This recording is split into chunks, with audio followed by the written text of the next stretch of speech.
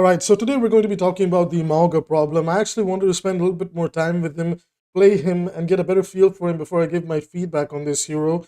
So got a handful of hours in when he first came out and got a lot of hours in just now in the past few days in between the time I had to study for my exams. Was playing him in a lot of scrims, was playing with him and against him in scrims, and I feel like I got a good conclusion for this guy. Also, Mauga. There are some problems that are a little bit glaring, but before I talk about that, guys, usually I save this for the end of the video. If you guys don't mind, it would mean the world to me, and it's free to do. Can you just quickly drop a like and subscribe? 80% of you are not subscribed. Come on, we're gonna come back and watch my videos. Just drop a quick subscribe. Let's stick together. You know, we are a team of elite ninjas, and we're going to take over the Overwatch universe at some point when we plot that out, you know. So stick around for that. I don't know how we're gonna do that, but we'll figure it out eventually, I guess. Anyways, my little jokes and antics aside, let's talk about Mauga's. Thank you if you did hit like and subscribe, by the way. So, Mauga's problems, they're a bit of a, there's some glaring issues with him, and I'm just going to be upfront about it, and I know some people might not like to hear it, but Mauga is the most babysitting needing tank that I've ever seen added to this game, who has the most uninspiring and most boring gameplay loop that does have its exciting moments, but it feels unbelievably similar to Bastion from the neutral gameplay, and then his ultimate just feels extremely underwhelming, and I kind of want to talk about that throughout this video. So first of all, Mauga overall, the buffs and everything that he did receive were pretty good. Now, in terms of feeling them, I'm not going to lie, you barely feel those buffs anywhere. Now, in terms of statistics and damage numbers, he's a stats monster. He can put out a lot of stats, but they don't necessarily do a good job of representing what he's doing, right? Your Bastion could be shooting like a lot of things all game, farming, you know, damage stats, but if he never secures a kill, it doesn't necessarily matter if he's done 20k damage, and the same kind of applies to Mauga as well. Mauga is kind of suffering from this problem where he's a stat monster, but he's struggling to either secure kills, to move around and keep up with mobile targets, and that's fine. These are some weaknesses of his, right? He also sucks at peeling for his supports or even a DPS that might need help. He just sucks at that. It's kind of, when you're playing with Mauga, the best way to play with Mauga as a support to damage is to just hug him from the waist or from the side or behind him, just stand next to him, and just like help him. Just help him, please, because he really struggles. Now, of course, there's some areas in the game where if you've isolated a target, the target is immobile, Mauga can do a pretty good job in mowing them down. I'm not saying that Mauga's useless at that. His solo kill potential, once you've got somebody locked in a room with you or you've got somebody out in the open, he's pretty good at that, but that argument could be made for pretty much any of the characters in the game. However, it is when Mauga is in team fights where his kit just somewhat falls apart.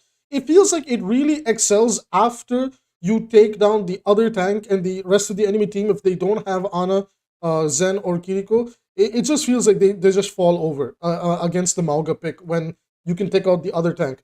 Now, the problem with this as well is we're going to come to the supports again because I mentioned 3 of them that are a little bit of a necessity when it comes to playing with and against Mauga. And we'll talk about that in just a moment. Before, let me just get some more points out of the way with him.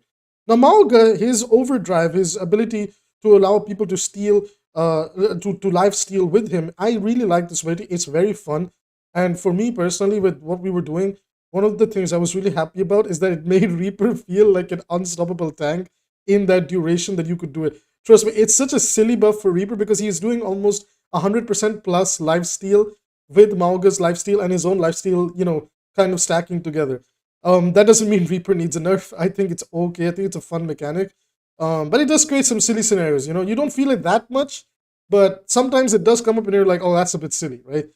Otherwise, I think Mauga's okay, but he definitely needs to be babysat. Like, during team fights, his ability to secure kill or shut down a target, especially mobile targets, is meh. It's really, I don't want to say it's bad, I don't want to say it's good, it's just in the middle. It's just, he's like Orisa, if you get what I'm saying, right? It's like the damage is just, if you just cannot track like near picture perfectly, the second that sustained damage that you're trying to do over time just breaks, you lose complete value, and then going through the process again, it sucks. It really sucks. So that's where for me one of his weaknesses is, and that's why, like, when you play Mauga up against a Genji, a Doomfist, a Tracer, a lot of these characters just kind of ignore you. Playing Mauga against them feels like a nightmare because these characters are always bouncing around, jumping around. You can never actually track them properly. and they make a mockery out of you. Like, if you're playing Mauga and the enemy team has a really good dive comp, or even just hard diving your backline, you as Mauga just feel so useless. You just like, dude, I don't know what to do. Now, obviously, if you're playing in lower elo games where you might be like, well, in my platinum game or my gold or silver lobby game, I played into a quote unquote dive comp and my Mauga worked pretty well. Yeah, but you have to understand that's low elo lobbies. People are still learning the game. People are not exactly the best at everything. So you guys are all going through that learning process. So I'm trying to view it from that perspective that, everybody's on a level playing field here. They generally understand how the heroes work and everything.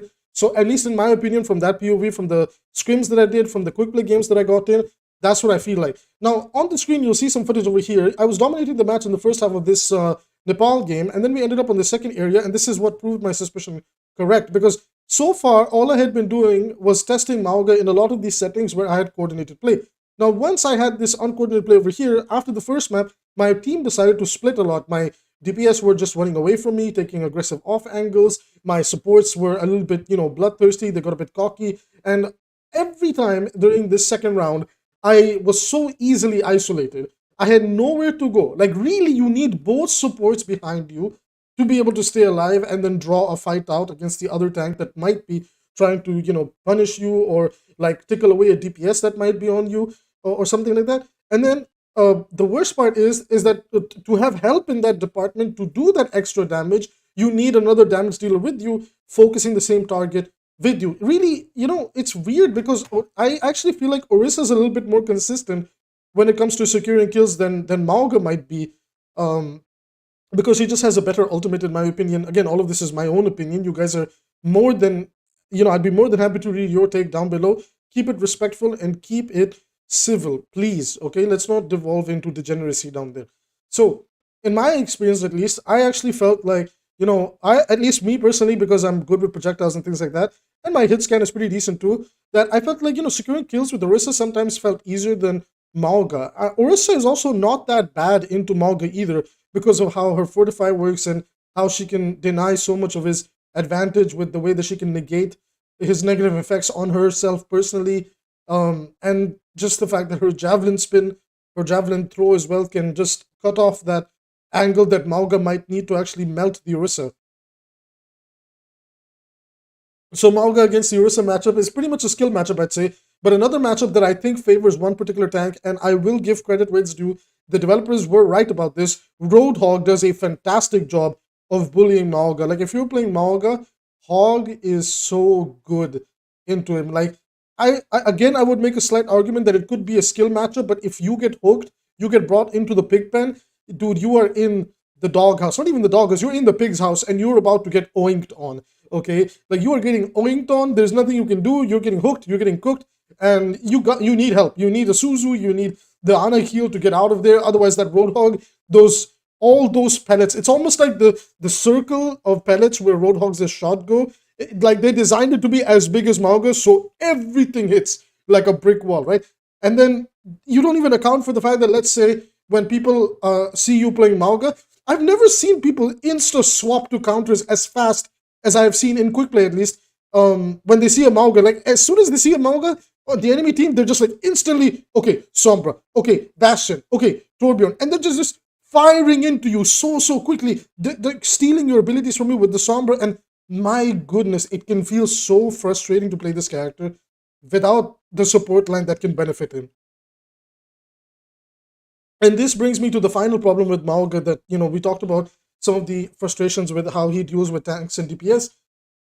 From the support line, it really kind of feels like you are forced into playing Ana Kiriko, because more often than not, there's going to be an Ana trying to stop your Mauga. So you need Kiriko to cleanse those effects, and now she can do even more healing with the 110 in total with the cleanse healing. And then most importantly, you need Ana's nade, not for the aggressive anti-plays, but when you're playing Ana with the Mauga on your team, you have to passively use this nade to just toss it on his ass and keep him alive, because the second that overdrive goes down, dude, this guy's HP bar plummets so quickly, it's unreal.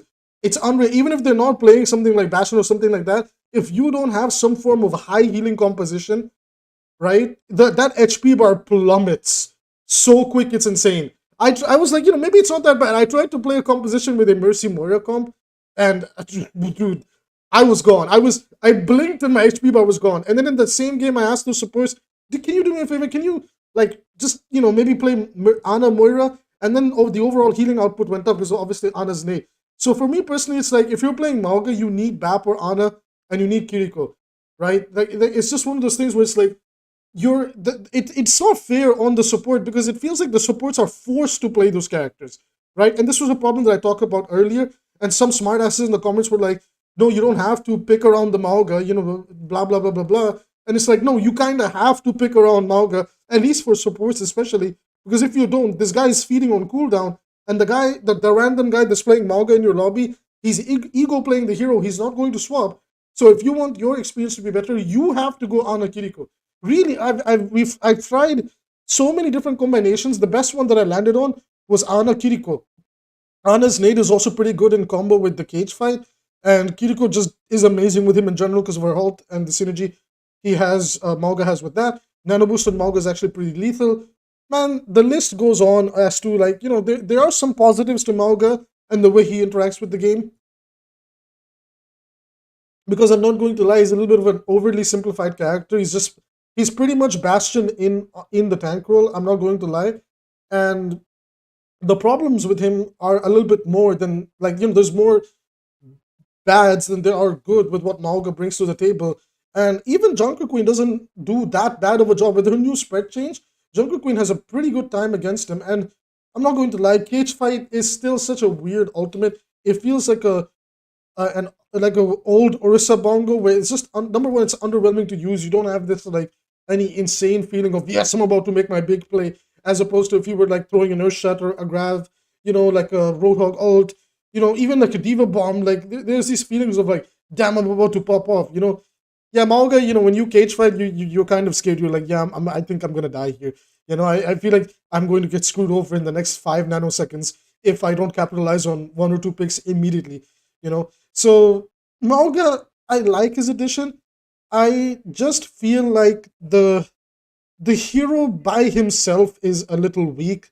He can definitely feel strong in the right situation if the enemy refuses to do anything to you. If the enemy refuses to even bring one counter swap, which is very unlikely, it can feel really fun to play Mauga. But the second they have even the slightest form of some form of high burst damage or anti-nade especially, it's just GG's. And let's be real, Ana is the most popular support right now, and you're going to be seeing her more often than not. So when you're locking in Mauga, you're just like, oh god, please give me a Kiriko, please give me an Ana, because I want to play Mauga. Otherwise, if I get yet another game of Mercy Lucio, Life Weaver Zen, or Life Weaver Iliari or something like that, you're pretty much like, okay bro, I accept defeat.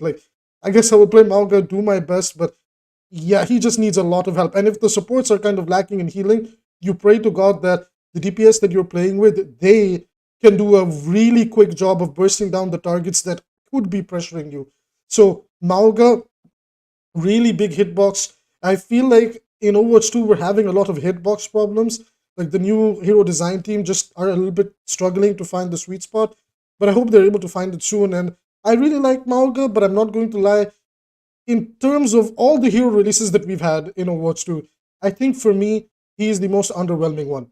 Anyways, everybody, that's going to be it for today's video. I will see you in the next one, but before I go away, let me know what you think about Mauga. What do you think of his state? Because he's a little bit of a weird one. I think, despite everything they did for him, while there are some scenarios you can be a little bit strong, if you know what you're doing, it's very easy to counter him. I'm not going to lie. Very easy to counter him if you know what you're doing. He just feels like another Bastion. He might get a little bit of a nerf to Overdrive, but I don't see anything else getting nerfed. I don't know. What do you guys feel from your experiences? Because, of course, I got to play in scrims and all sorts of, coordinated environments. So from your random experiences, let me know down below. How do you feel about Mauga? Playing with him, playing as him, playing against him? Thank you, and see you in the next one.